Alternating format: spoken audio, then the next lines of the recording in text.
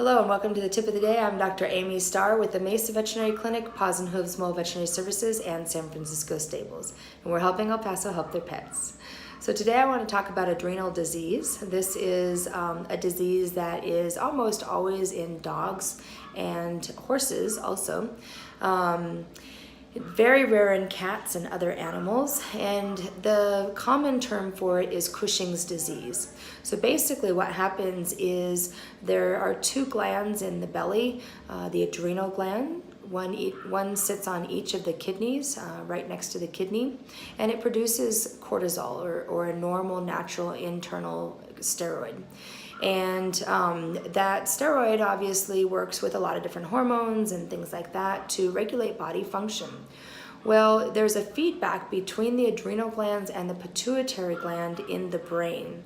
So there's a little gland in the brain, it's called the pituitary gland. It reads that steroid level and it lets the adrenal gland know if the body needs more or less of the cortisol.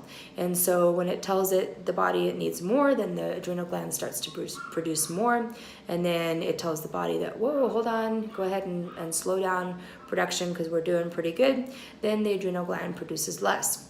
Well, in Cushing's or adrenal disease, there's a tumor in one of those two glands. So either pituitary gland or the adrenal gland. Is more common in the pituitary gland than the adrenal gland. And so there's that problem of the feedback. So if it's in the pituitary gland, then it doesn't read the levels, and it just tells the adrenal gland to keep producing the cortisol. If it's in the adrenal gland, then it can't figure out those signals from the pituitary gland, and it just keeps producing. So regardless, we have too much production of cortisol, which is a steroid. It's more common, almost always actually, in older dogs, older than 6 years old, and in your older horses as well.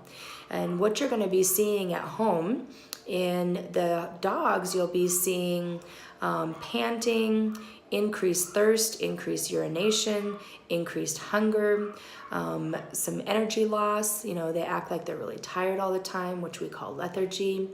You'll see some hair loss around the body, but not on the legs or on the head. You can see some skin infections, decreased immune system, so they're getting more infections in general. And so there's all sorts, and then the pendulous abdomen, what we call a pendulous abdomen, which basically just means that the belly looks really big. It looks like a pot belly. And the reason that happens is because the liver gets larger. So we have an increased size in the liver because of the constant steroids, which is obviously very unhealthy. And then we also have decreased muscle mass because of the steroids. So in the belly, the abdominal muscles, those belly muscles, what you would think of as a six-pack, become very loose and weak. And so it can't hold all the weight of the belly. So it starts to sag. And then the liver gets big and heavy. And so it makes the belly look a lot bigger and pot-bellied. And so all of those symptoms are possible in your dogs. In the horses, we tend to see really, really fuzzy. So they get this huge mammoth hair coat, and then it does not shed out very much during the summertime. So maybe the horses need to be shaved or things like that.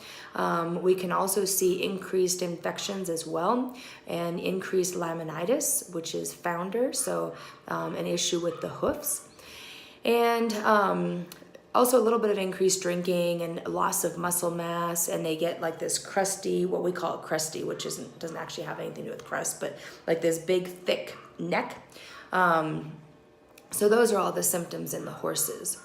And basically, there's a couple ways of treating it. The main way, probably 99.9% of the times that we treat it, is with medication. In the dogs, it's pretty intensive. There's a lot of testing that goes into it. So we have a couple different tests that we do to diagnose the Cushing's disease. And then once we've diagnosed that that's what it is, and we put them on medication, then there's a lot of management and testing that needs to happen to make sure that they're maintained in the correct level that they need and that they're not having any adverse effects. And so even 2 weeks later, we're doing more blood tests, and then a couple of weeks later, and a month and 3 months and so forth. So definitely needs to be managed and needs to be treated for the health and comfort of your pet and to keep them, healthy and alive longer. But it is expensive and timely because it is a lot of management. If they do have a tumor on the adrenal gland itself, then you can do, surgery can be done, and that's the option that's best, but that's not as common. It's not as common that's in the adrenal gland.